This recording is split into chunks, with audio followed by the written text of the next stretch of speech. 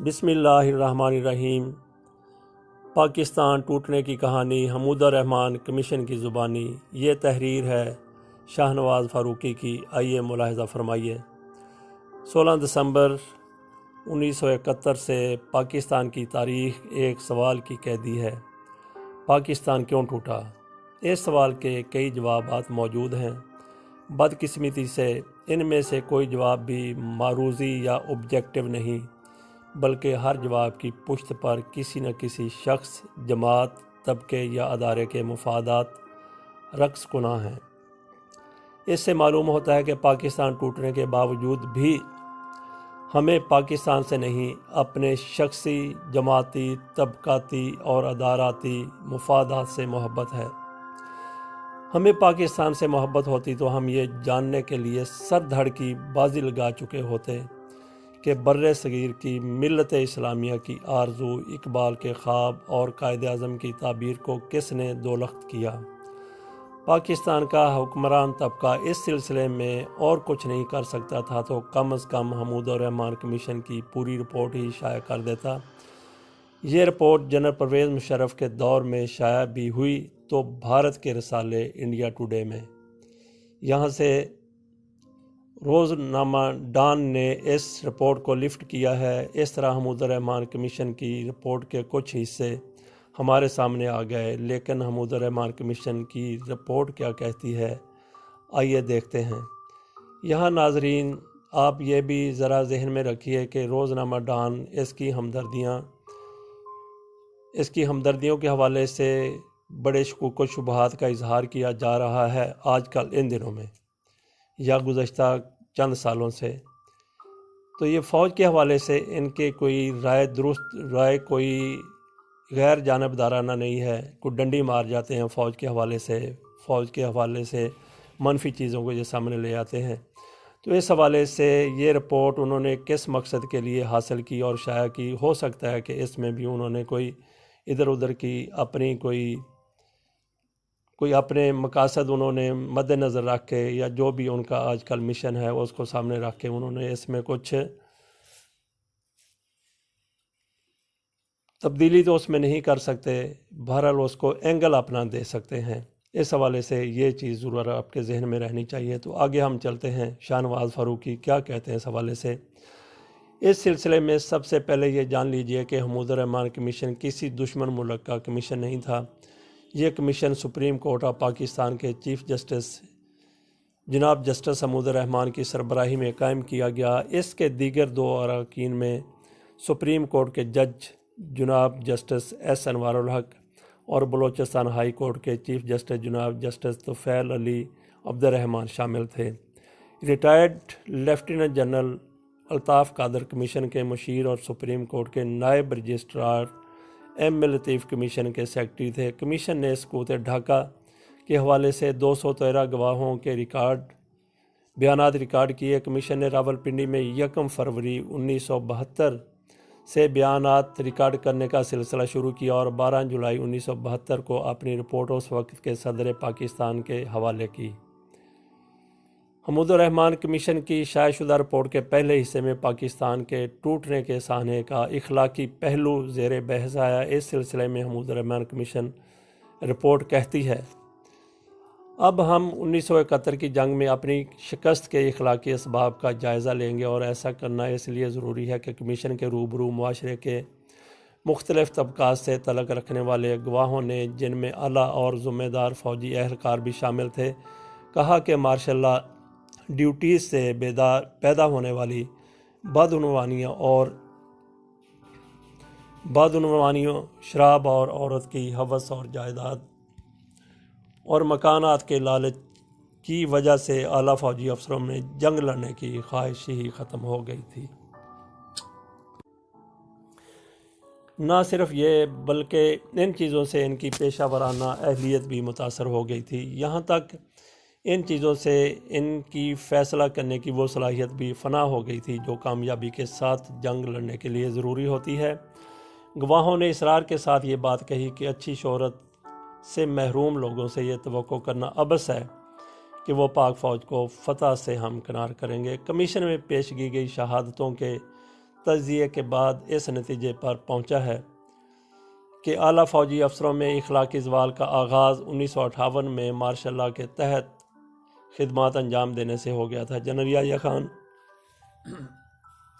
1969 میں دوسرا martial law general Yahya Khan نے 1969 میں دوسرا مارشل لاء لگایا تو اخلاقی زوال میں مزید شدت پیدا ہو گئی۔ مشرقی پاکستان کے سول معاملات میں فوج کی مداخلت اس وقت بند نہ ہوئی جب وہاں ڈاکٹر ایم ملک کو سول گورنر مقرر کیا گیا۔ گواہ نمبر 284 میجر جنرل راؤ فرمان علی نے، جو گورنر ہاؤس میں میجر جنرل سول افیئر کے طور پر خدمات انجام دے رہے تھے، کمیشن کو بتایا کہ سابق صدر کے اعلان کے مطابق مشرقی پاکستان میں مکمل سول حکومت قائم نہ کی جا سکی۔ ڈاکٹر ملک ضعیف العمر سیاستدان تھے، ان کی شخصیت بھی کمزور تھی، وہ مارشل لاء ایڈمنسٹریٹر جنرل نیازی کو ناراض نہیں کر سکتے تھے۔ اس کے برعکس جنرل نیازی اقتدار پسند تھے اور ان کے اندر سیاسی معاملات کو سمجھنے کی صلاحیت ہی نہیں تھی۔ انہوں نے کبھی سول گورنر کے لیے احترام کا مظاہرہ نہ کیا اور مشرقی پاکستان میں عملاً سول ایڈمنسٹریشن چلاتی رہی۔ فوج مشرقی پاکستان میں عملاً سول ایڈمنسٹریشن چلاتی رہی۔ حمود الرحمن کمیشن کی رپورٹ کے اس طویل اقتباس سے 3 حقائق عیاں ہو کر سامنے آتے ہیں۔ ایک یہ کہ مشرقی پاکستان میں پاک فوج کی شکست میں فوج کے اعلیٰ اہلکاروں کی زوال آمادہ اخلاقیات کا اتنا اہم کردار تھا کہ حمود الرحمن کمیشن نے اس پہلو کو انتہائی اہمیت دی۔ رپورٹ کا دوسرا حصہ اہم پہلو یہ ہے کہ مارشل لاء یا جنرلوں کا سیاسی تسلط صرف سیاسی معنوں میں افسوسناک نہیں ہوتا، بلکہ اس سے فوج کی اخلاقیات، ایمانداری اور جنگ لڑنے کی صلاحیت بھی بری طرح متاثر ہوتی ہے۔ کمیشن کی رپورٹ کا تیسرا اہم پہلو یہ ہے کہ مشرقی پاکستان میں جو کچھ ہوا عملاً اس میں کسی نام نہاد سول انتظامیہ کا کوئی کردار نہیں، اس لیے مشرقی پاکستان میں سول انتظامیہ کا صرف نام تھا، اس کے پاس کرنے کا کوئی کام نہ تھا، کیونکہ سارے اختیارات جنرلوں کے پاس تھے۔ حمود الرحمن کمیشن کی رپورٹ میں مزید کہا گیا، مشرقی پاکستان میں فوج نے آپریشن شروع کیا تو نہ صرف یہ کہ مناسب لاجسٹک موجود نہ تھی، بلکہ فوج کے لیے کھانے پینے کی چیزوں کی بھی کمی ہو گئی۔ جنرل نیازی نے جنرل ٹکا سے چارج لیتے ہوئے فرمایا، میں سن رہا ہوں کہ راشن کی کمی ہو گئی ہے، کیا ملک میں گائیں اور بکریاں موجود نہیں؟ یہ دشمن کی سرزمین ہے، جو تمہیں چاہیے چھین لو۔ ہم برما میں یہی کرتے تھے۔ جنرل نیازی کے یہ ریمارکس میجر جنرل راؤ فرمان علی کی گواہی کے توسط سے کمیشن تک پہنچے، تاہم جنرل نیازی نے اس بات کی تردید کی کہ انہوں نے ایسی کوئی بات کہی تھی۔ تاہم کمیشن کے روبرو حاضر ہونے والے دیگر گواہوں نے جنرل نیازی کی تردید کی اور کہا کہ ان کے پاس اس سلسلے میں تحریری احکامات کی شہادت موجود ہے۔ جنرل نیازی کے خلاف ایک گواہی یہ آئی کہ جب وہ GOC سیالکوٹ تھے تو مارشل لاء کیسز میں رشوت لیا کرتے تھے۔ ان کے خلاف ایک گواہی یہ آئی کہ وہ لاہور کے مارشل لاء ایڈمنسٹریٹر تھے تو ان کے مسز سعیدہ بخاری نام کی خاتون سے قریبی تعلقات تھے اور یہ عورت ہوم سینیروٹی کے نام سے جسم فروشی کا ایک اڈا چلاتی تھی، سینیروٹی ہوم کے نام سے۔ علاوہ ازیں یہ عورت جنرل نیازی کی طرف سے رشوت بھی وصول کرتی تھی اور مختلف لوگوں کے کام کراتی تھی۔ جنرل نیازی جب سیالکوٹ میں تھے تو وہاں ان کا تعلق شامنی فردوس نام کی عورت کے ساتھ تھا اور یہ عورت بھی جسم فروشی کے کاروبار سے منسلک تھی۔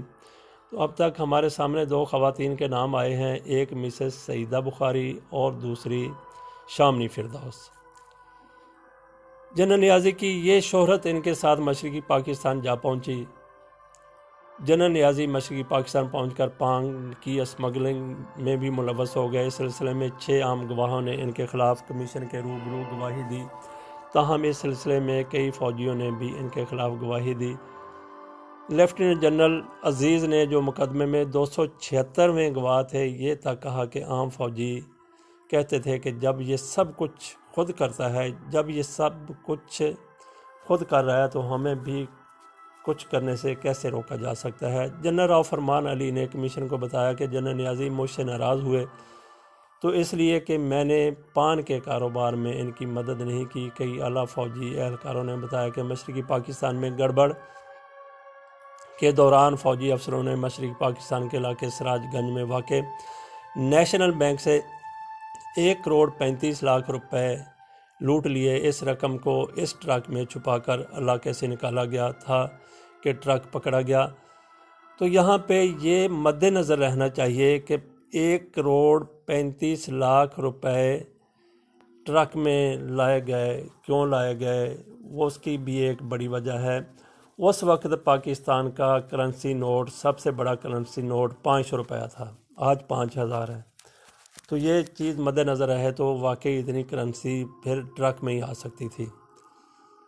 آگے چلتے ہیں۔ پھر اس رقم کو ایک ٹرک میں چھپا کر علاقے سے نکالا جا رہا تھا کہ ٹرک پکڑا گیا۔ اس سلسلے میں انکوائری کا آغاز ہوا، مگر جنگ کی وجہ سے انکوائری مکمل نہ ہو سکی۔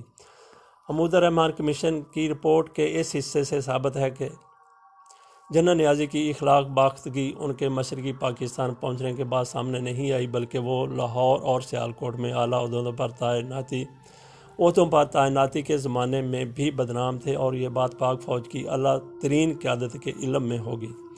اصولی اعتبار سے دیکھا جائے تو جنرل نیازی مشرقی پاکستان میں چپڑاسی کی حیثیت سے بھیجے جانے کے بھی لائق نہیں تھے۔ ان کے کردار کو دیکھتے ہوئے مگر انہیں مشرقی پاکستان میں جنگ لڑنے بھیج دیا گیا۔ شاید اس کی وجہ یہ تھی کہ جنرل نیازی جن چیزوں کے لیے بدنام تھے، خود جنرل یحییٰ خان بھی ان کے حوالے سے مشہور تھے۔ چنانچہ انہیں جنرل نیازی اپنی ہی طرح کے انسان لگتے ہوں گے، لیکن بہرحال حقیقت یہ ہے کہ جنرل یحییٰ خان نے جنرل نیازی کو ایسٹرن کمانڈ سونپ کر مشرقی پاکستان کی علیحدگی کی راہ ہموار کر دی۔ حمود الرحمن کمیشن رپورٹ میں ان مظالم کا جائزہ بھی لیا گیا جن کا مظاہرہ عوامی لیگ کے گنڈوں نے کیا۔ حمود الرحمن کمیشن رپورٹ کے مطابق جنرل یحییٰ نے 9 منتخب اسمبلی کے اجلاس کی منسوخی کا اعلان کیا تو مشرقی پاکستان 1 مارچ 1971 سے 3 مارچ 1971 کے درمیان مکمل طور پر عوامی لیگ کے ہاتھ میں چلا گیا۔ اس دوران عوامی لیگ کے گنڈوں نے پاکستان کے سرپرستوں کا بڑے پیمانے پر قتل عام کیا اور خواتین کی عصمتوں کو پامال کیا۔ کمیشن کے مطابق معروف صحافی قطب الدین عزیز نے اپنی تصنیف بلڈ ٹیئرسینٹ میں دعویٰ کیا بلڈ اینڈ ٹیئرز میں دعویٰ کیا کہ عوامی لیگ کے گنڈوں نے 1 لاکھ سے 5 لاکھ تک لوگ شہید کیے۔ حمود الرحمن کمیشن نے اس امر کا جائزہ لیا ہے کہ پاک فوج نے مشرقی پاکستان میں بنگالیوں کے ساتھ کیا سلوک کیا۔ حمود الرحمن کمیشن کی رپورٹ کہتی ہے پاک فوج کے جوانوں اور جرنیلوں نے بنگالیوں کے خلاف سخت نفرت تھی۔ ڈھاکہ میں تعینات ایڈیشنل ڈپٹی کمشنر محمد اشرف نے کمیشن کو بتایا کہ فوجی آپریشن کے آغاز کے بعد بنگالی اپنے ہی وطن میں اجنبی ہو گئے۔ اعلیٰ بنگالی اہلکاروں تک کی جان مال اور آبرو محفوظ نہ رہی۔ پاک فوج کے بریگیڈیئر اقبال الرحمن نے، جو گواہ نمبر 269 تھے، کمیشن کو آگاہ کیا کہ انہوں نے فارمیشن کا دورہ کیا تو جنرل گول حسن فوجیوں سے پوچھا کرتے تھے تم نے کتنے بنگالیوں کو مارا۔ لیفٹیننٹ کرنل عزیز احمد خان نے بھی کمیشن کے روبرو ایسی باتیں کی۔ ہمیں اچھی طرح یاد ہے کہ 1990 کی دہائی میں کراچی سے نکلنے والے 7 روزہ تقریر میں میجر جنرل فرمان علی کا ایک طویل انٹرویو شائع ہوا۔ اس انٹرویو میں جنرل صاحب نے افسوس کے ساتھ کہا تھا کہ مغربی پاکستان میں بنگالیوں کے خلاف ہر طرف نفرت پھیلی ہوئی تھی۔ اس کی ایک مثال بیان کرتے ہوئے انہوں نے بتایا کہ 1971 میں چند دنوں کی چھٹی پر مغربی پاکستان آیا تو میری ماسی نے مجھ سے کہا، خالہ نے مجھ سے کہا بنگالیوں کا حشر نشر کر دو کیونکہ وہ غدار ہیں۔ بریگیڈیئر کے منصب تک پہنچنے والے میجر جنرل صدیق سالک نے اپنی مشہور زمانہ مارکۃ الآراء تصنیف میں نے ڈھاکہ ڈوبتے دیکھا میں لکھا کہ 1971 میں ڈھاکہ کے ہوائی اڈے پر اترے تو ایک بنگالی نے ان کا سامان اٹھا کر کار تک پہنچایا۔ صدیق سالک کے بقول انہوں نے بنگالی رپورٹر کو کچھ پیسے دینے چاہے تو صدیق سالک کو لینے کے لیے آئے ہوئے فوجی نے کہا ان حرامزادوں کی عادت خراب نہ کریں۔ اب حمود الرحمن کمیشن کی رپورٹ بھی یہی بتا رہی ہے کہ فوج میں بنگالیوں کے خلاف سخت نفرت پھیلی ہوئی تھی، مگر کیوں 1947 1969 تک اور 1969 سے 1971 تک فوجی آپریشن تک تو بنگالیوں نے کوئی ظلم نہیں کیا تھا، پھر ان کے خلاف نفرت کیوں پھیلی ہوئی تھی؟ پاکستان کے نظریے، پاکستان کے بانی اور خود پاکستان سے محبت کرنے والے ہر محب وطن پاکستانی پر اس سوال کا جواب واجب ہے۔ تو ہم نے اس رپورٹ کے آغاز میں ہی آپ سے کہہ دیا تھا کہ یہ چونکہ ڈان کی رپورٹ ہے، وہ اس رپورٹ کو اپنا اینگل بھی دے سکتا ہے، اور یہاں پہ یہ اینگل نظر بھی آ رہا ہے کہ یہ رپورٹ انہوں نے کس اینگل سے عوام کے سامنے یا لوگوں کے سامنے پیش کرنے کی کوشش کی ہے، فوج کے خلاف نفرت پیدا کرنے کی کوشش کی ہے۔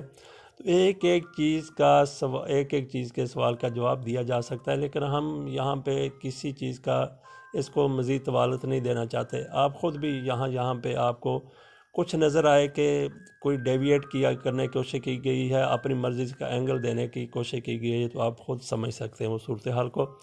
آگے چلتے ہیں۔ حمود الرحمن کمیشن کی رپورٹ کے مطابق شیخ مجیب الرحمان نے دعویٰ کیا تھا کہ پاک فوج نے 30 لاکھ بنگالیوں کو قتل کیا، تاہم کمیشن نے کہا کہ یہ اعداد و شمار درست نہیں ہے۔ اس سلسلے میں حمود الرحمن کمیشن رپورٹ نے جی ایچ کیو کے فراہم کردہ اعداد و شمار کو یہ کہہ کر قبول کیا کہ چونکہ اس سلسلے میں کہیں اور سے قابل بھروسہ اعداد و شمار دستیاب نہیں، اس لیے یہ ماننا پڑے گا کہ آرمی ایکشن سے 26,000 افراد ہلاک ہوئے ہیں۔ حمود الرحمن کمیشن کی رپورٹ میں جنرل نیازی پر کئی سنگین الزامات لگاتے ہوئے ان کے خلاف کارروائی بلکہ ان کے خلاف کورٹ مارشل کی تجویز دی گئی۔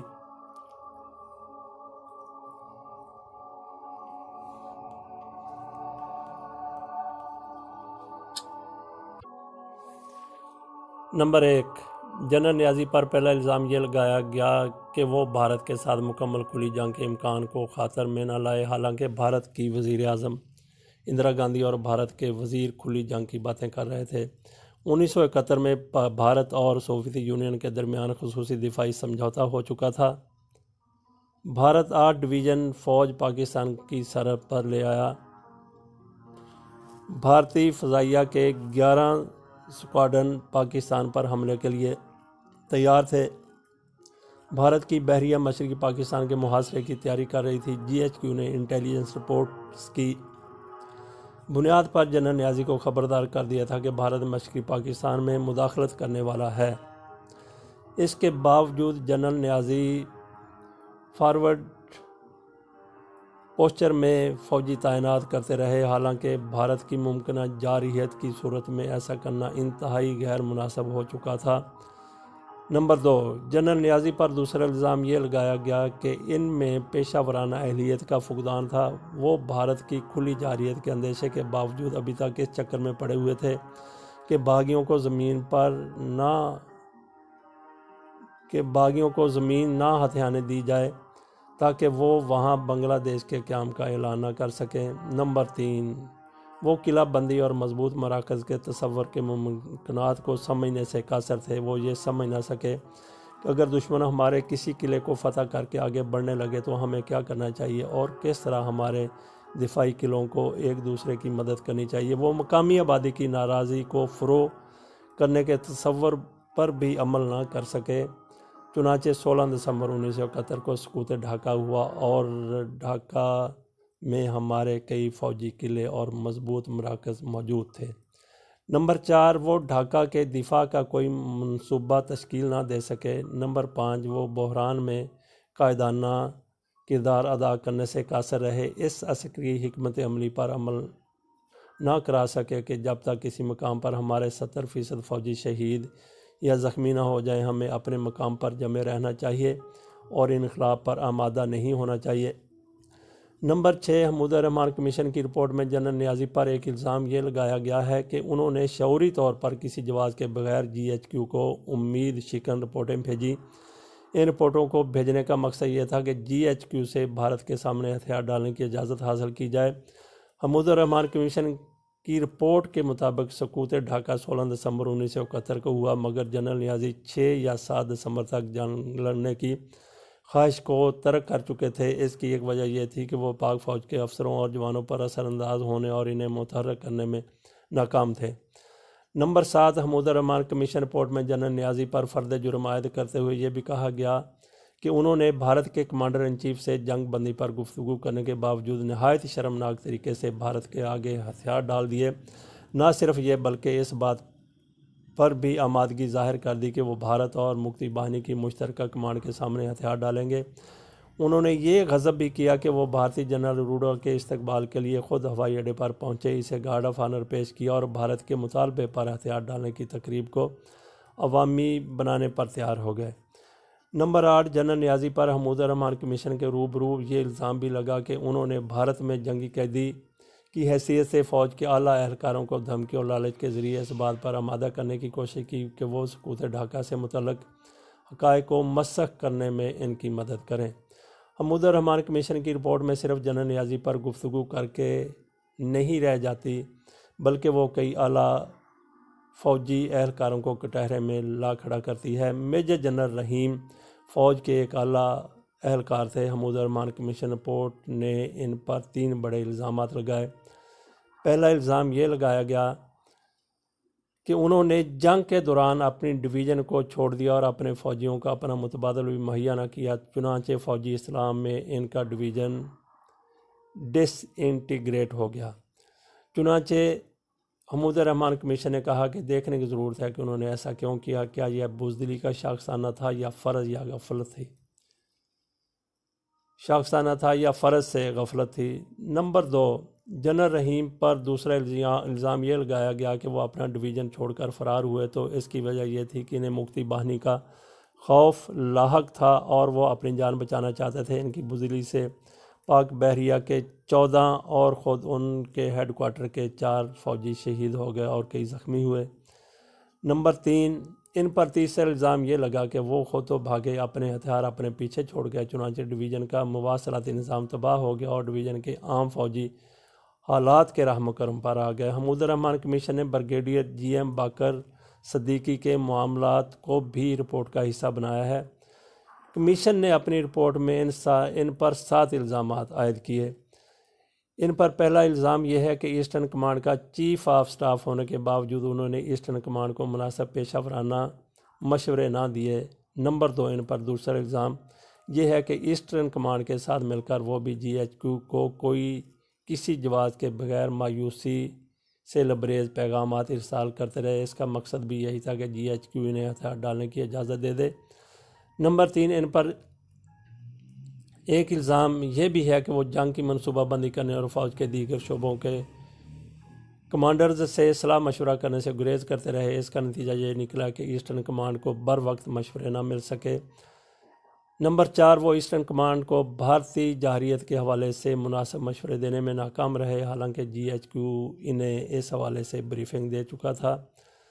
نمبر 5، انہوں نے جنگ کے دوران بالکل اچانک کمانڈ تبدیل کی۔ انہوں نے اپنی ماتحت فارمیشنز کو ان کمانڈروں کے علی الرغم مشورے دیے، جس سے فوجیوں کے ذہن میں ابہام پیدا ہوا۔ نمبر 6، سقوط ڈھاکہ کے بعد انہوں نے سگنلز کے کمانڈر کو بین شعبہ جاتی ٹرانسمیٹر چالو رکھنے کی ہدایت کی۔ اس کا مقصد جی ایچ کیو سے بہادری کی سند حاصل کرنا تھا۔ نمبر 7، ان پر ایک بہت ہی سنگین الزام یہ تھا کہ جنگی قیدی کی حیثیت سے انہوں نے بھارتیوں کے ساتھ غیر ضروری دوستیاں گانٹھی، یہاں تک کہ بھارتیوں نے انہیں کلکتہ میں شاپنگ کی اجازت دے دی۔ یہ سہولت کسی اور کو مہیا نہیں تھی۔ حمود الرحمن کمیشن رپورٹ میں بریگیڈیئر محمد باقر صدیقی کا بھی ذکر ہے۔ ان پر لگائے گئے 4 الزامات میں سے 2 الزامات بہت سنگین تھے۔ نمبر 1، ان پر ایک الزام یہ تھا کہ انہوں نے غریب پور میں جوابی حملہ کرتے ہوئے دشمن کے بارے میں مکمل معلومات حاصل نہ کی اور نہ ہی انہوں نے خود اپنے بریگیڈ کمان کی۔ اس کے نتیجے میں بڑا جانی نقصان ہوا، ہمارے 7 ٹینک تباہ ہو گئے اور جیسور کا دفاع خطرے میں پڑ گیا۔ نمبر 2، انہیں جب معلوم ہوا کہ دشمن کے ٹینکوں نے جیسور میں ہمارا دفاعی حصار توڑ دیا ہے تو وہ اس بات کی تصدیق کیے بغیر نہایت شرمناک طریقہ سے जैसूर का किला छोड़कर रवाना हो गया और उन्होंने दुश्मन का मुकाबला ना किया। ये सानहा 6 दिसंबर 1971 को पेश आया। ब्रिगेडियर मोहम्मद बाकर सिद्दीकी की इन हरकतों की वजह से जैसूर के किले में मौजूद तमाम हथियार और गोला बारूद सही हालत में दुश्मन के हाथ लग गया। चूँकि ब्रिगेडियर साहब किला छोड़ कर जा चुके थे, इसलिए इनके यूनिट ने अज़ ख़ुद दुश्मन का मुकाबला करने की कोशिश की।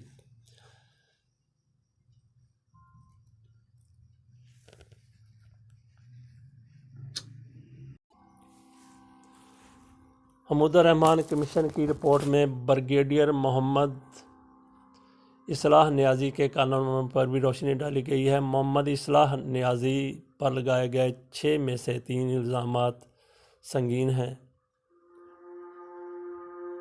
इन पर पहला इल्ज़ाम यह है कि उन्होंने शऊरी तौर पर अपने फ़ौजियों को एक अस्करी किले से दूसरे अस्करी किले तक ले जाने में संगीन गलती की, जिसकी वजह से हमारे 400 फ़ौजियों को दुश्मन के सामने हथियार डालने पर मजबूर होना पड़ा।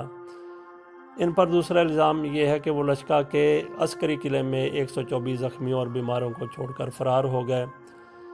तीसरे इल्ज़ाम में कहा गया है कि लश्कर का अस्करी किला छोड़ते हुए उन्होंने जानबूझकर सारा अस्करी साजो सामान भी वहीं रहने दिया। ये सामान दुश्मन के हाथ लग गया।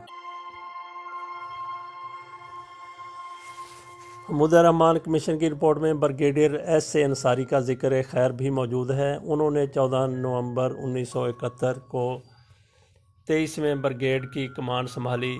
इन्हें 2 अजला के दिफा पर मामूर किया गया था, मगर वो इब्तदाई ही से शिकस्त खुर्दगी में मुब्तला नजर आए। इनकी शिकस्त खुर्दगी की वजह से 4 इलाके दुश्मन के हाथ लग गए। उन्होंने दुश्मन के मुकाबले की कोशिश ही ना की, चुनांचे इन्हें इनकी ज़िम्मेदारी से सुबकदोश कर दिया गया। और हमीदुर रहमान ने अपनी रिपोर्ट में लिखा कि ये साहब फ़ौज में रहने के काबिल ही नहीं। इन तमाम वाक़यात बल्कि सानहात के तनाज़र में हमीदुर रहमान कमीशन ने अपनी रिपोर्ट में लिखा, मशरक़ी पाकिस्तान में तैनात फ़ौज के तमाम आला अफसर इज्तिमाई तौर पर पाक फ़ौज की शिकस्त का सबब हैं। इस मरहले में आला कमान की फर्मा बरदारी का मसला सामने आया। डिसिप्लिन की पाबंदी की वजह से फ़ौजी अहलकार अपने हुकाम के बज़ाहिर गलत मगर अहम फ़ैसलों की पाबंदी करते गए, यहाँ तक कि उन्होंने हथियार डालने के फ़ैसले की भी पाबंदी की। हालांकि फ़ौजियों की अक्सरियत मुल्क के दिफा और पाकिस्तान की अज़मत के लिए जान निशावर करने के लिए तैयार थी। आप ये ना समझिएगा कि पाक फ़ौज के आला अहलकारों में से कोई भी हमीदुर रहमान कमीशन को दाद के काबिल नज़र ना आया। हमीदुर रहमान कमीशन ने अपनी रिपोर्ट में मेजर जनरल फरमान अली की बहुत तारीफ़ की है। इन पर शेख मुजीबर रहमान ने इल्ज़ाम लगाया था कि उन्होंने मशरक़ी पाकिस्तान को सबज से लाल करने का ऐलान किया था, मगर कमीशन ने इस इल्ज़ाम की शहादत की रोशनी में बेबुनियाद करार दिया। इस इल्ज़ाम को कमीशन ने इन्हें ज़हीन, नेक नीयत और मुखलिस अफसर बावर कराया। रिपोर्ट में लिखा हुआ है कि जनरल फरमान अली को किसी भी मौका पर ना इखलाकी असूलों की खिलाफ वर्जी करते हुए पाया गया और ना इन्हें किसी गैर इंसानी काम में मुलव्वस देखा गया।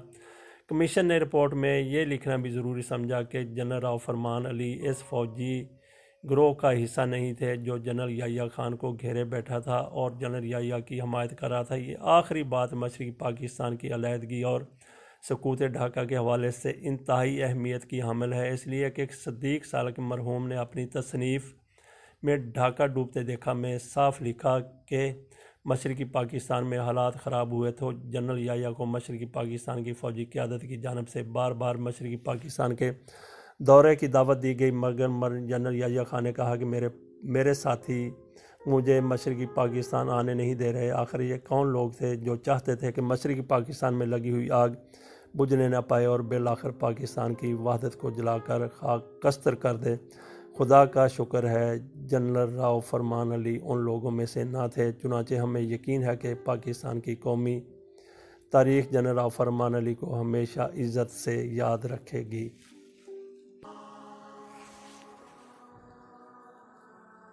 रिपोर्ट में साना मशरक़ी पाकिस्तान के सियासी पस मंज़र पर भी कलाम किया गया है। रिपोर्ट में लिखा है, जनरल याहिया खान ने 25 मार्च 1969 को दूसरा मार्शल लॉ नाफज किया और मुल्क पर अपनी गिरफ्त कायम की, तो इसकी वजह यह नहीं थी कि वो मामूलात को बहाल करना और मुल्क में अशर नौ जमहूरियत को मुतारफ़ कराना चाहते थे, بلکہ اس کی وجہ یہ تھی کہ وہ شخصی اقتدار کے طالب تھے۔ جن لوگوں نے اس کام میں ان کی مدد کی تھی وہ جنرل یحییٰ کے مطمع نظر سے پوری طرح آگاہ تھے۔ جنرل یحییٰ نے حالات کی خرابی کے دوران ایک جانب شیخ مجیب الرحمن اور دوسری جانب ذوالفقار علی بھٹو سے مذاکرات کیے، اگرچہ انہوں نے کبھی ان سیاسی مذاکرات کو ناکام قرار نہیں دیا۔ اس کے باوجود جب وہ 25 مارچ 1971 کی شام ڈھاکہ سے روانہ ہوئے تو اپنے پیچھے یہ ہدایت چھوڑ گئے کہ ان کے کراچی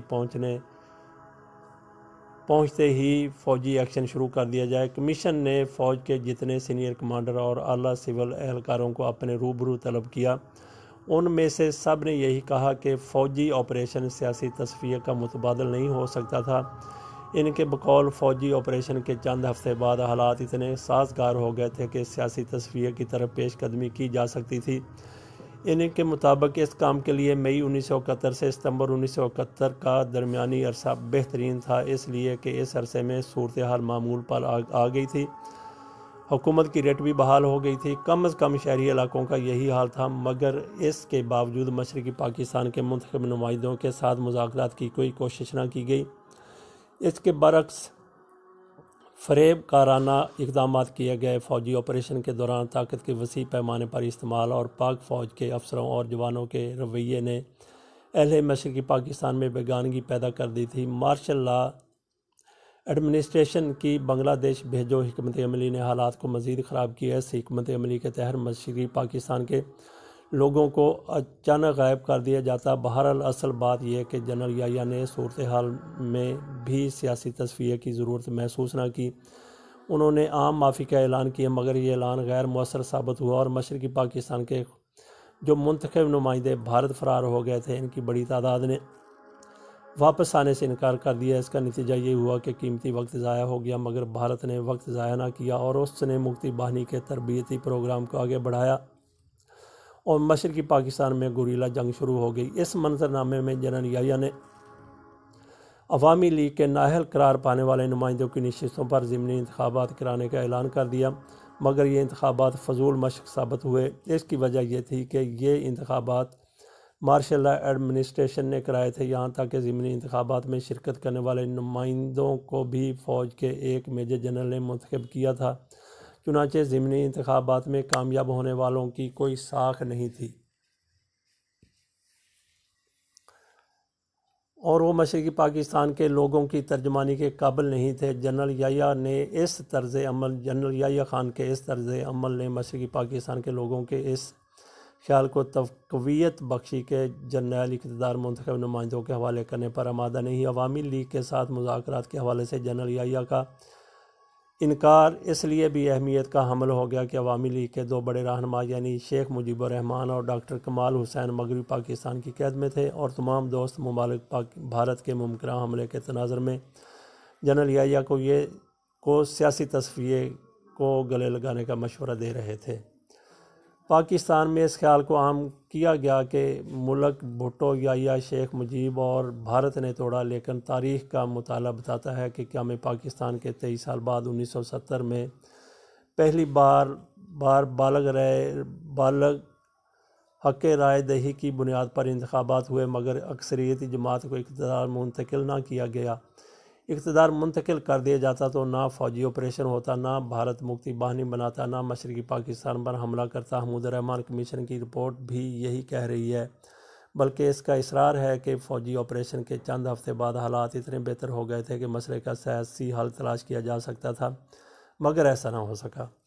حمود الرحمن کمیشن کی رپورٹ کے مطابق پاکستان کے دوست بھی پاکستان کو سیاسی مسئلہ مذاکرات کے ذریعے حل کرنے کا مشورہ دے رہے تھے، مگر جنرل یحییٰ نے کسی کی نہ سنی۔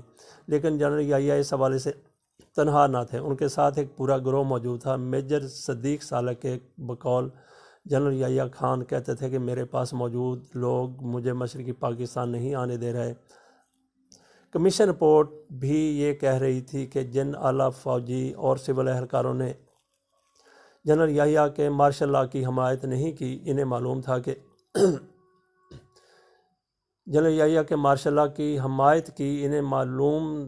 جنرل یحییٰ کی دلچسپی ملک میں نہیں، شخصی اقتدار میں ہے۔ اس کے معنی یہ ہیں کہ جنرل یحییٰ کے آس پاس موجود لوگ بھی شخصی یا گروہی مفادات کے لیے کام کر رہے تھے۔ چنانچہ سقوط ڈھاکہ کا ملبہ صرف چند افراد پر ڈالنا جہالت بھی ہے اور ملک و قوم سے بددیانتی بھی ہے۔ یہی وجہ ہے کہ حمود الرحمن کمیشن کی رپورٹ نے سارا مشرقی پاکستان کی ذمہ داری اجتماعی فوجی قیادت پر ڈالی ہے۔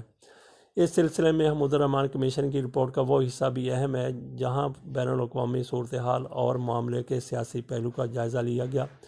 رپورٹ کہتی ہے یہ 1947 سے ظاہر تھا کہ بھارت مشرقی پاکستان میں پیدا ہونے والے کسی بھی بحران سے فائدہ اٹھائے گا۔ مشرقی پاکستان میں فوجی ایکشن شروع ہوا تو بڑے پیمانے پر لوگوں نے مشرقی پاکستان سے بھارت نقل مکانی کی۔ بھارت نے اس مسئلے کو بین الاقوامی سطح پر اٹھایا۔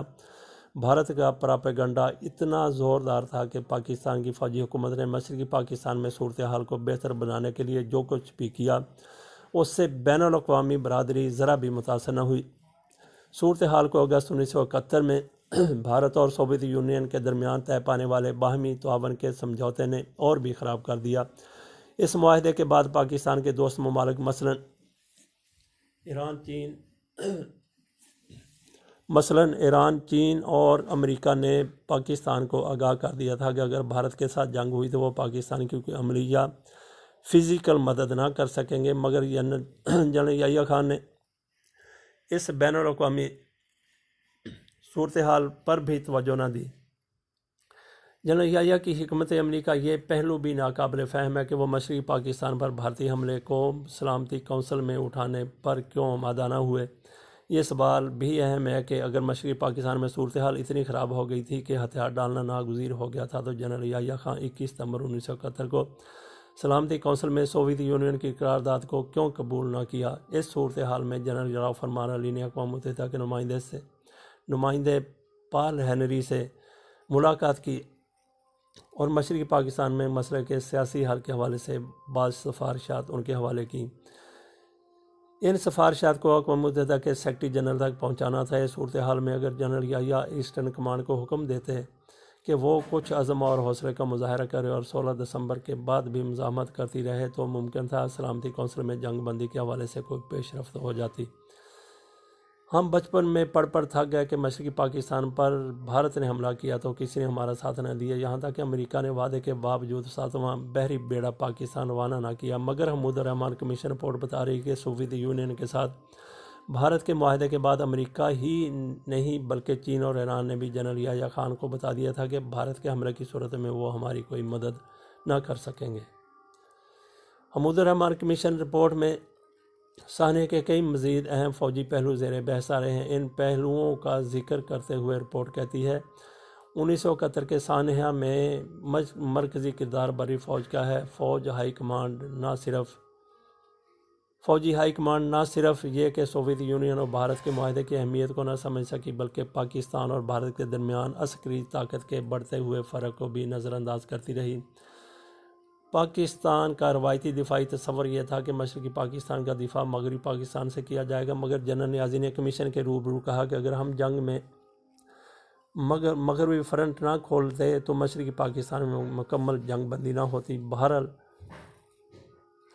حقیقت یہ ہے کہ ہم نے مغربی پاکستان کی سرحد پر بھارت کے ساتھ جنگ کے آغاز میں تاخیر کی اور مشرقی پاکستان کا دفاع مغربی پاکستان کے فلسفے پر عمل نہ کیا۔ جنرل نیازی کے حوالے سے ایک تنازع یہ بھی ہے کہ وہ مشرقی پاکستان میں کور کمانڈر کی حیثیت سے کام کر رہے تھے یا جنگی تھیٹر کے کمانڈر کی حیثیت سے۔ اگرچہ جنرل نیازی کو جنگی تھیٹر کے کمانڈر کی حیثیت سے تعینات نہیں کیا گیا تھا مگر بہرحال وہ تھے جنگی تھیٹر کے کمانڈر ہی۔ جنرل ہیڈ کوارٹر بھی ان کے بارے میں یہی رائے رکھتا تھا، چنانچہ ان کے ہتھیار ڈالنے کے فیصلے کو اسی تناظر میں دیکھنے کی ضرورت ہے۔ جنرل نیازی نے ہتھیار ڈالنے کے بعد یہ کہا کہ GHQ نے مشرقی پاکستان کے دفاع کو مضبوط بنانے کے لیے ان سے وعدہ کیا تھا کہ انہیں مزید 8 بٹالین فراہم کی جائیں گی، مگر حقیقت یہ ہے کہ شہادتوں سے اس بات کی تصدیق نہیں ہوتی کہ GHQ نے ان سے مزید کمک کے بارے میں کوئی ٹھوس وعدہ کیا تھا۔ GHQ ان سے کہتا رہا کہ اب مشرقی پاکستان میں زمین اہم نہیں رہی، چنانچہ ایسٹرن کمانڈ اب وقت کے تناظر میں جنگ لڑنا چاہیے۔ ایسٹرن کمانڈ کو اب وقت کے تناظر میں جنگ لڑنا چاہیے اور صرف تصویراتی اہمیت کی سرزمین کے دفاع کی فکر کرنی چاہیے۔ رپورٹ میں سرنڈر کے عنوان کے تحت بھی تجزیہ مہیا کیا گیا ہے۔ رپورٹ میں لکھا ہے کمیشن شاہتوں کے تجزیے کے بعد اس نتیجے پر پہنچا کہ جنرل نیازی کو ڈالنے یا سرنڈر کرنے کا حکم نہیں دیا گیا، مگر ایسٹرن کمانڈ کی جانب سے صورتحال کی جو تصویر کشی کی جا رہی تھی، اس کے پیش نظر جنرل نیازی کو اعلیٰ حکام نے ہدایت کی تھی کہ اگر ان کے اس تجزیے اور فیصلے کے تحت ہتھیار ڈالنا ضروری ہو جائے تو ڈال دیں۔ جنرل نیازی کو اگر یہ گمان ہوتا کہ وہ ڈھاکہ کا دفاع کر سکتے ہیں تو وہ ہتھیار ڈالنے کے حکم کو ماننے سے انکار کر سکتے تھے۔ ان کے اپنے اندازے کے مطابق ان کے پاس ڈھاکہ کے دفاع کے لیے 26,400 فوجی تھے، چنانچہ وہ 2 ہفتے تک ڈھاکہ کا دفاع کر سکتے تھے، کیونکہ دشمن کو اپنی نفری کا آس پاس جمع کرنے کے لیے 1 ہفتہ درکار تھا اور دوسرا ہفتہ ڈھاکہ کے گرد موجود عسکری قلعے کو فتح کرنے میں صرف کر سکتا تھا۔ اگر جنرل نیازی ایسا کرتے اور مارے جاتے تو وہ تاریخ میں نام بنا جاتے اور آنے والی نسلیں انہیں شجاع شخص اور ایک شہید کی حیثیت سے یاد رکھتیں، مگر حالات سے ظاہر ہے کہ وہ 7 دسمبر 1971 کے بعد جنگ لڑنے کی خواہش یا ویل ٹو فائٹ سے محروم ہو چکے تھے۔ بلا شبہ مشرقی پاکستان میں ناکامیوں کی ذمہ دار ایسٹرن کمانڈ تھی، مگر جی ایچ کیو بھی اس کی ذمہ داری سے بچ نہیں سکتا۔ جنگ کے منصوبے کی منظوری اسی نے دی تھی اور وہی ایسٹرن کمانڈ کی غلطیوں کی اصلاح کا ذمہ دار تھا۔ ہتھیار ڈالنے کے عمل تک ملک کے دونوں بازوؤں کے مابین مواصلات کا نظام پوری طرح کام کر رہا تھا۔ جی ایچ کیو کی ذمہ داری تھی کہ وہ ایسٹرن کمانڈ کی رہنمائی بھی کرے اور اس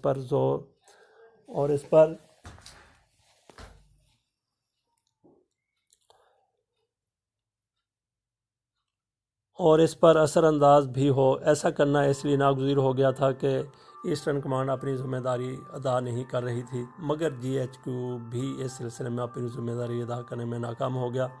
کمانڈر ان چیف صورتحال سے لا تعلق رہے۔ حمود الرحمن کمیشن صرف حالات واقعات کا تجزیہ کر کے نہیں رہ گیا، بلکہ اس نے اپنی رپورٹ میں لکھا کہ مشرقی پاکستان کی علیحدگی کے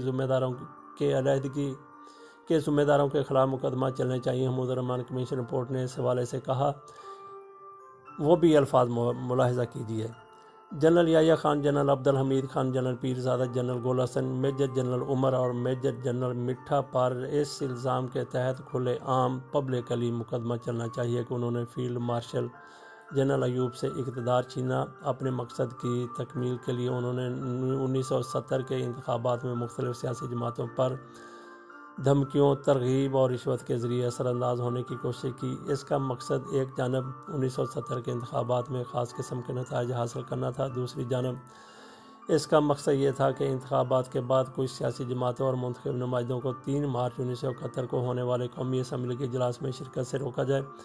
مزید برآں انہوں نے باہمی اتفاق رائے سے ایک ایسی صورتحال پیدا کر دی جو سول نافرمانی کی تحریک، عوامی لیگ کی مسلح بغاوت، بھارت کے سامنے ہتھیار ڈالنے اور بالآخر پاکستان کے ٹوٹ جانے پر منتج ہو۔ سانحہ مشرقی پاکستان کے حوالے سے ایک معروف بات یہ ہے کہ ذوالفقار علی بھٹو نے ادھر تم ادھر ہم کا نعرہ لگایا اور قومی اسمبلی کے اجلاس میں شرکت کے خواہش مندوں سے کہا کہ اگر تم اجلاس میں شرکت ہوئے تو تمہاری ٹانگیں توڑ دی جائیں گی۔ بلا شبہ بھٹو کا یہ بیان تاریخ کا حصہ ہے، مگر حمود الرحمن کمیشن رپورٹ کے مذکورہ بالا اقتباس سے ثابت ہو رہا ہے کہ بھٹو نے جو کچھ کہا 6 کے ٹولے کے کہنے پر کہا۔ اس کا مطلب یہ نہیں کہ بھٹو صاحب ملک توڑنے کے الزام سے بری ہو گئے، مگر اتنی بات عیاں ہو گئی کہ ادھر تم ادھر ہم کی پشت پر منہ بھٹو ہی کا تھا مگر زبان کسی اور کی تھی۔ ہماری قومی زندگی میں آئے دن اس بات کا ذکر ہوتا رہتا ہے کہ 1971 کے انتخابات آزادانہ بھی تھے اور منصفانہ بھی، مگر حمود الرحمن کمیشن کی رپورٹ ظاہر کر رہی ہے کہ ہر الیکشن کی طرح 1970 کے انتخابات بھی مینیجڈ تھے اور انتخابات کا جو نتیجہ نکلا 6 کا ٹولہ وہی نتیجہ نکالنا چاہتا تھا۔ حمود الرحمن کمیشن رپورٹ کہہ رہی ہے کہ مشرقی پاکستان میں جو صورتحال پیدا ہوئی وہ خود بخود پیدا نہیں ہوئی تھی بلکہ وہ پیدا کی گئی تھی۔ اس سے ہمیں 1990 کی دہائی کی ایک بار پھر یاد آ گئی۔ ہمیں یاد ہے کہ ملک کے معروف قانون دان ایس ایم ظفر نے غالباً لاہور میں کسی تقریب سے خطاب کرتے ہوئے کہا، شیخ مجیب الرحمن کے بدنام زمانہ شہ نکات الطاف گوہر کی تخلیق تھے۔ الطاف گوہر اس وقت زندہ تھے اور روزنامہ نوائے وقت میں کالم لکھ رہے تھے۔ انہوں نے اپنے کالم میں ایس ایم ظفر کے انکشاف کی تردید کی۔ اس کے جواب میں ایس ایم ظفر نے جو بیان دیا اس کا مطلب یہ تھا کہ آپ کہ آپ پاکی داماں کی حقائق کو زیادہ نہ بڑھائیں، ورنہ میرے پاس اپنی بات کو ثابت کرنے کی شاہدیں موجود ہیں۔ یہ تینوں چیزیں یعنی ایس ایم ظفر کا انکشاف، الطاف گوہر کی تردید اور ایس ایم ظفر کا بیان روزنامہ منابع وقت کی فائلوں میں موجود ہیں۔ الطاف گوہر تو مر گئے، خدا کا شکر ایس ایم ظفر حیات ہیں۔ کیا پاکستان سے محبت کرنے والا کوئی ایسا شخص موجود ہے جو ایس ایم ظفر سے ملے اور پوچھے کہ 6 نکات الطاف گوہر نے کب اور کس کے کہنے پر تخلیق کر کے شیخ مجیب کو دیے؟ آخر کب تک پاکستان کے دو لخت ہونے کی داستان جھوٹ، مکر، فریب اور پراپیگنڈا کی دھند میں کھوئی رہے گی، اور قوم کو کب معلوم ہو سکے گا پاکستان کو اصل میں کس نے توڑا؟ اتفاق سے حمود الرحمن کمیشن کی رپورٹ کے شائع شدہ حصوں سے اس سوال کا واضح جواب مہیا ہو رہا ہے۔ حمود الرحمن کمیشن نے اپنی رپورٹ میں لکھا کہ جن جرنیلوں نے ملک و قوم کو بے توقیر کیا ان پر مقدمہ چلنا چاہیے۔ اس سلسلے میں 6 جرنیلوں کے نام آ گیا، مزید کرداروں سے ملیے۔ حمود الرحمن کمیشن کی رپورٹ کے مطابق first corps number 1 corps commander lieutenant general Irshad Ahmad Khan پر فرائض سے مجرمانہ غفلت کا مقدمہ چلنا چاہیے تھا، اس لیے کہ انہوں نے شکر گڑھ تحصیل اور ضلع سیالکوٹ میں اتنی بری کارکردگی دکھائی کہ علاقے کے 500 گاؤں دشمن کے قبضے میں چلے گئے۔ اس نتیجے میں جنوب میں فوج کا حملہ خطرات سے دوچار ہو گیا۔ حمود الرحمن کمیشن رپورٹ میں کے مطابق میجر جنرل عباس زاہد بھی فرائض سے مجرمانہ غفلت کا مرتکب ہوئے، ان پر بھی مجرمانہ غفلت کا مقدمہ چلنا چاہیے، کیونکہ ان کی غفلت اور نااہلی سے ضلع سیالکوٹ کے علاقے پھلکیم میں 98 گاؤں دشمن کے ہاتھ لگ گئے۔ اس سے مرالہ ہیڈ ورک بھی خطرے میں پڑ گیا، کیونکہ بھارتی افواج اس سے صرف 1500 میٹر کے فاصلے پر تھی۔ انہوں نے جی ایچ کیو کو بھی پھلکیاں کی صورتحال سے بے خبر رکھا۔ میجر جنرل بی ایم مصطفیٰ بھی مقدمے کے مستحق تھے، کیونکہ وہ راجستھان سیکٹر میں بھارت کی ایک پوزیشن پر قبضہ میں ناکام رہے۔ جنرل نیازی کا 15 الزامات کے تحت کورٹ مارشل ہونا چاہیے۔ میجر جنرل محمد جمشید پر بھی فرائض سے غفلت برتنے کا مقدمہ چلنا چاہیے تھا، کیونکہ انہوں نے ایک ایسے وقت میں دشمن کے سامنے ہتھیار ڈالے جب وہ دشمن کے ساتھ پنجہ آزمائی کر سکتے تھے۔ میجر جنرل رحیم 5 الزامات کے تحت مقدمے کے مستوجب ٹھہرے، وہ مختلف بحرانی کے خوف سے بھاگ کھڑے ہوئے۔ بریگیڈیئر محمد اسلم نیازی 6 الزامات کے تحت ملزم قرار پائے۔ حمود الرحمن کمیشن نے اپنی رپورٹ میں کچھ انکوائریوں کی بھی تجویز دی۔ ان میں سے ایک انکوائری مشرقی پاکستان میں موجود نیشنل بینک سے 1 کروڑ 35 لاکھ روپے کی چوری تھی۔ اس سلسلے میں جن لوگوں کے خلاف انکوائری ہونی تھی ان میں بریگیڈیئر جہاں زیب ارباب جو لیفٹیننٹ جنرل کے عہدے سے ریٹائر ہوئے، لیفٹیننٹ کرنل مظفر علی زاہد، لیفٹیننٹ کرنل بشارت احمد، لیفٹیننٹ کرنل محمد تاج، لیفٹیننٹ کرنل محمد طفیل اور میجر مدد شاہ شامل تھے۔ ایک انکوائری بریگیڈیئر حیات اللہ کے خلاف بھی ہونی تھی۔ ان پر الزام تھا کہ انہوں نے مغربی پاکستان کے محاذ پر 11 اور 12 دسمبر 1971 کی رات کچھ خواتین کو اس وقت اپنے بنکر میں بلایا جب بھارتی گولے ہمارے فوجیوں پر گر رہے تھے۔ انکوائری کا تعلق پاک بحریہ کے کمانڈر گل سررین سے تھا۔ ان پر الزام تھا کہ وہ جنگ کے دوران محاذ سے ایک فرانسیسی جہاز کے ذریعے سنگاپور جا پہنچے، حالانکہ وہ پی ایس تیمور پر تعینات تھے اور انہیں کہیں بھی نہیں جانا چاہیے تھا۔ بدقسمتی سے کسی جرنیل پر مقدمہ چلا، نہ کسی کے خلاف کوئی انکوائری ہوئی۔ جنرل یحییٰ اور جنرل نیازی مرے تو انہیں فوجی اعزاز کے ساتھ دفن کیا گیا۔ حمود الرحمن کمیشن کی سفارشات کا بھی یہاں ذکر ضروری ہے۔ حمود الرحمن کمیشن نے ایک سفارش یہ کی تھی کہ تمام فوجی اہلکار اور اپنے اہل خانہ کے اثاثوں کے گوشوارے جمع کرائیں۔ اگر کسی مرحلے پر کسی افسر کے اثاثے اس کی جائز آمدنی سے زیادہ پائے جائیں تو ان کے خلاف فوری کارروائی کی جائے۔ ایک سفارش یہ تھی کہ اخلاقی تصورات اور اقدار پر کسی قسم کی سودے بازی نہ کی جائے۔ ایک سفارش یہ تھی کہ فوجی اہلکاروں کی ترقی کے سلسلے میں ان کی اہلیت کے ساتھ ساتھ ان کی اخلاقیات کو بھی معیار بنایا جائے۔ ایک سفارش میں کہا گیا کہ فوجی اہلکاروں کے نصاب میں مذہب، جمہوریت اور سیاسی اداروں کی تقریم کے تصورات کو جگہ دی جائے۔ مسلح افواج کی تمام تقریبات میں شراب پر پابندی لگا دی جائے۔ مسلح افواج میں جنسی بے راہ روی اور کرپشن کی مختلف صورتوں کا سدباب کیا جائے۔ بدقسمتی سے ان میں سے کسی ایک سفارش پر بھی عمل نہ ہو سکا۔ ضیاء الحق کے دور میں فوج کے اندر شراب پر پابندی لگی، مگر جنرل درانی نے اپنی کتاب اسپائی کرونیکلز میں لکھا کہ آج بھی فوج میں شراب چل رہی ہے۔ اس سلسلے میں انہوں نے 1-2 واقعات کا ذکر کیا ہے۔ لوگ حیرت اور معصومیت سے پوچھتے ہیں پاکستان کیسے ٹوٹا۔ آپ کو مضمون پڑھ کر کے کافی حد تک اندازہ ہو گیا ہوگا کہ پاکستان کیسے ٹوٹا۔ جو پاکستان بچ گیا ہے، اللہ تعالیٰ اس پاکستان کی حفاظت فرمائے۔